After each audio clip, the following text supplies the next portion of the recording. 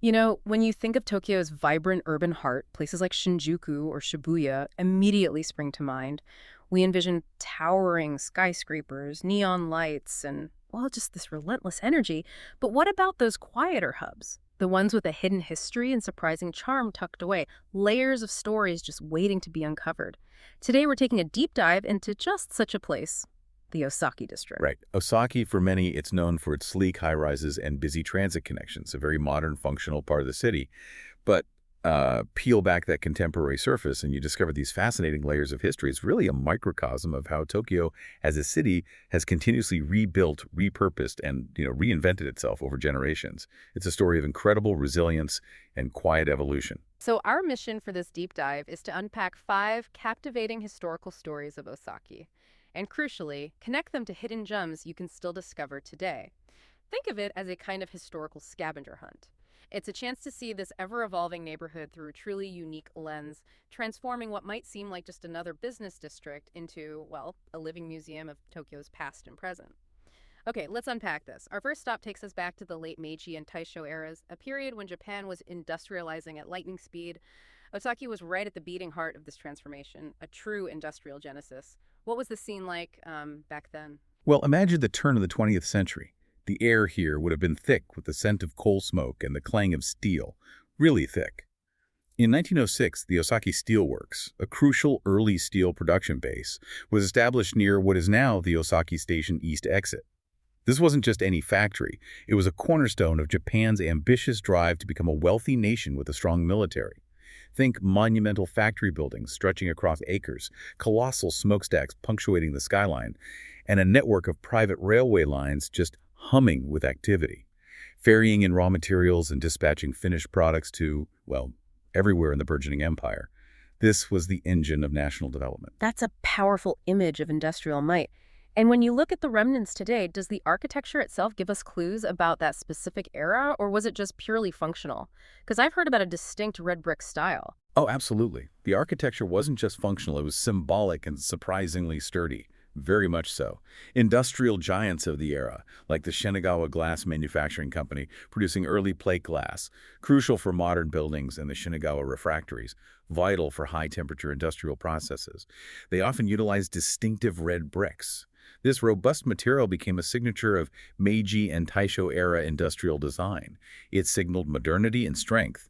Even Nippon Paint's predecessor, Komiyosha, set up a factory here in 1896. They eventually became a designated painter for the Imperial Railway Agency. So these weren't just buildings, they were really monuments to Japan's leap into the industrial age. Okay, what's fascinating here is that while the steelworks and many of those vast factories are long gone, their industrial legacy is somehow subtly woven into the very fabric of the modern district. So for the modern day explorer, where can we still touch this history? You mentioned walking around the east exit towards the Shinagawa city office. What exactly should we be looking for? That's right. And these subtle fragments aren't just relics, they're like the enduring DNA of Tokyo's relentless drive to innovate. It shows how the city's future is always built directly upon the foundations of its past ambitions, not just erasing them. As you explore the east exit, particularly towards the Shinagawa city office, or maybe in the smaller, less traveled alleys, keep an eye out. Really look.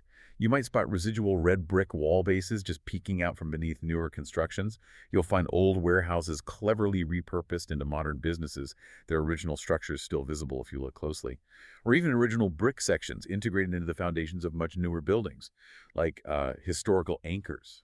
These are silent witnesses to the industrial pioneers who toiled there. The whole area still retains a kind of low-key, practical atmosphere, almost an understated hum. And some newer designs even subtly nod to this industrial past through their materials or lines. You can truly see the urban source code here, that foundational programming of efficiency and pragmatism that still influences its modern development, even amidst the gleaming new towers. So it's not about grand, obvious monuments, but the quiet whispers of the past. You really need to slow down to appreciate it. It's like a deep listen to the city itself. That industrial history is compelling, but I imagine a city like Tokyo would face incredible challenges in those early days. What was the next major turning point for Osaki after that boom? Because here's where it gets really interesting, I think. Indeed. Just a few years after its industrial boom, Osaki faced a different, far more devastating challenge: the Great Kanto earthquake of 1923. This catastrophic event leveled much of Tokyo, and the subsequent fires destroyed even more. Just massive destruction. But Osaki, with its comparatively open spaces, its industrial infrastructure, and a vital railway link for bringing in supplies, became a surprising refuge. Countless displaced citizens poured into the area seeking shelter and a new start. Along the Meguro River, simple, cheap wooden row houses known as kijinyato, literally steam train inns, named for their proximity to the railway, sprung up like mushrooms. Now, these offered tough, basic living conditions, no doubt about it, but they provided temporary homes for vast numbers of people to begin rebuilding their lives. Ōsaki truly became a microcosm of Tokyo's difficult pre-war recovery, a place where resilience was born out of shared hardship. It sounds like a really challenging existence, but also one where community would be absolutely paramount. I can almost picture those bustling riverside scenes. Was there anything particularly striking about the atmosphere around the Meguro River then compared to its peaceful beauty now? It was a raw communal energy, absolutely. And what's incredible is how that spirit of community and resilience, born out of necessity, still subtly resonates today, even though those temporary wooden dwellings are long gone. If we connect this to the bigger picture, the Meguro River today, particularly the stretch from Osaki Station West to Gotanda, is a beautiful, green riverside path, famous for its cherry blossoms, of course. But venture slightly off the main, more crowded hotspots on the Osaki side, and you'll find much quieter, more contemplative stretches of the river path. And that's where the real charm lies, isn't it? It sounds like the perfect place to experience a different side of Tokyo. What kind of places should we seek out here? Precisely. In the nearby alleys, especially close to the old Tokaido Osaki Bridge, you'll discover decades-old local diners, cozy cafes, and small, unassuming izakayas. These aren't tourist traps. They're genuine local spots, imbued with that authentic shitamachi or downtown vibe. You know, the kind of places where generations have shared meals and conversation. You'll find friendly owners who've been there forever, often with stories to tell if you listen. And reasonable prices. It's like they inherited the spirit of mutual support from the Kijinyato residents. It's the perfect place to slow down, absorb Osaki's authentic local rhythm, and connect with a part of Tokyo that rarely makes it into guidebooks. Okay, beyond its pivotal industrial role and incredible post-quake recovery, Osaki's strategic location along the Meguro River also cemented its status as a vital logistics and warehousing hub, especially before the war. This period earned it the surprising nickname, the Soy Sauce Kingdom. Can you tell us more about that? It sounds like such a unique piece of history. It truly was. I mean, imagine the sheer volume of goods moving through here. Before the war, large trading companies like Suzuki Shoten had these immense wooden and brick warehouses clustered along the river. They were used for storing all sorts of goods, including, yes, vast quantities of soy sauce. The air back then must have been thick with the sweet, savory smell of soy and the shouts of porters. It was a scene of commercial prosperity and just ceaseless activity. Ōsaki was really the arteries and veins of Tokyo's distribution network back then. So if Osaki was once a soy sauce kingdom, what does a former soy sauce warehouse become in modern Tokyo? That sounds like a fascinating urban metamorphosis. It raises an important question, right? How do spaces evolve while retaining their essence? This shift from commodities to creativity in the same physical spaces reveals a fascinating aspect of Tokyo's urban metabolism, how lower rents and forgotten industrial skeletons can become fertile ground for artistic rebirth. It echoes the city's consistent ability to repurpose and reimagine itself. Osaki's relatively lower rents and unique industrial spaces have, over time, drawn this vibrant community of artists and creative professionals.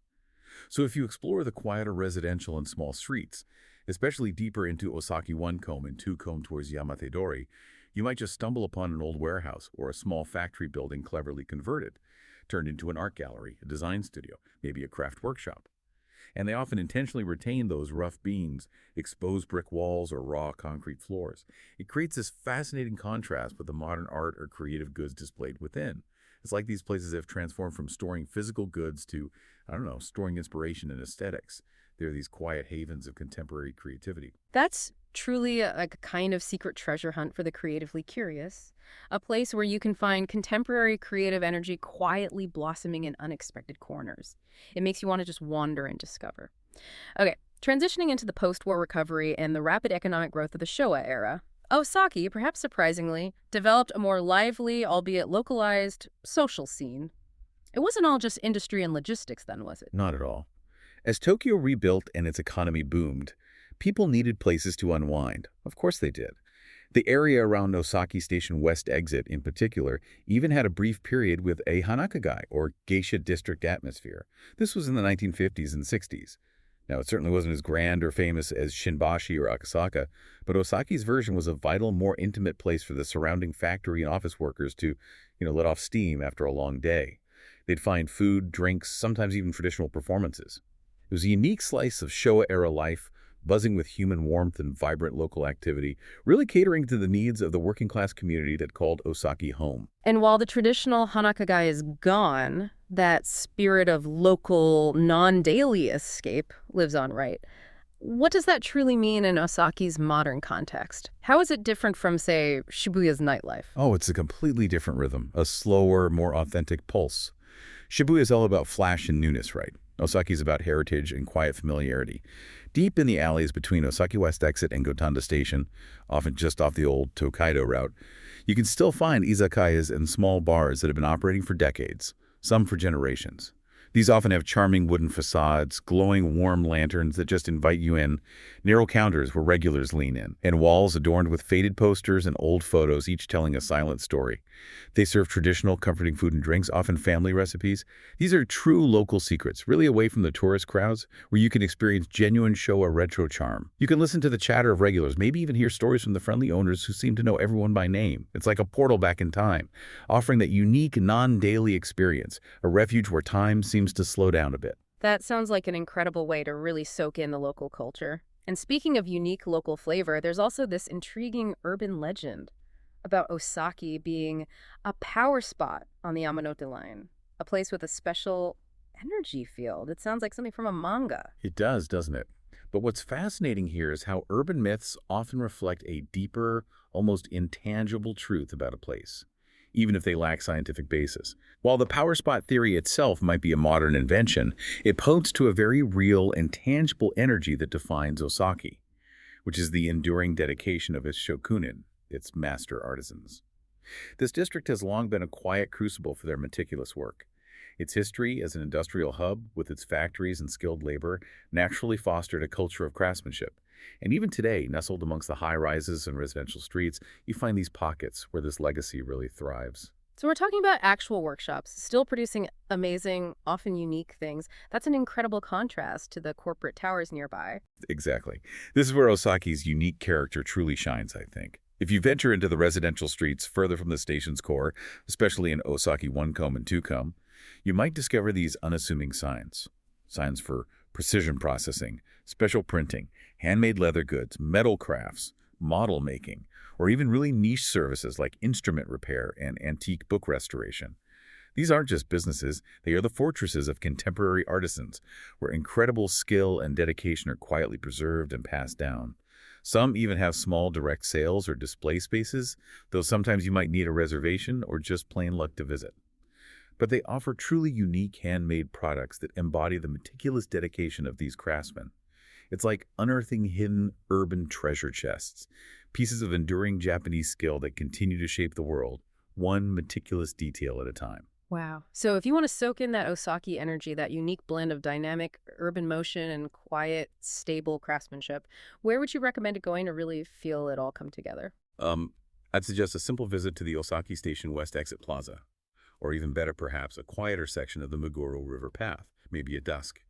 Just stand there and observe the Yamanote Line trains flowing ceaselessly in and out of the station. It's quite hypnotic. And feel that unique contrast between the city's relentless pace and the relative calm of the surrounding residential areas and the river itself. This unique balance, this quiet stability amidst constant motion, that might just be the true source of Osaki's enduring energy. A profound sense of inner rhythm in a modern metropolis. It's a place that really asks you to slow down and truly observe. You see, Ōsaki isn't a city that shouts its charms from the rooftops, demanding your attention like some other districts. Its true beauty lies in the subtle, fascinating layers of its past. From the roar of Meiji-era steelworks that helped build a nation, to the quiet resilience of post-quake recovery, the human warmth of Showa-era entertainment, and the silent, enduring dedication of its modern-day artisans. It really is a place that asks you to slow down, look closely, and let its stories unfold around you. Each red brick fragment, each quiet riverside walk, every retro izakaya or hidden craftsman's workshop, it's a small piece of a captivating narrative, revealing the enduring spirit of Tokyo. So what does this all mean for you, the listener? Well, next time you visit Tokyo, maybe consider stepping off the more obvious paths. Give Osaki your time and curiosity. You might find that the most profound aha moments come not from grand, famous landmarks, but from discovering the hidden depths in places you once thought you knew, revealing a city far richer and more nuanced than you ever imagined. It makes you wonder, doesn't it? How many hidden gems are waiting for us to uncover, not just in far-off, exotic places, but right in our own everyday surroundings? If only we take the time to truly look, listen, and let the stories emerge.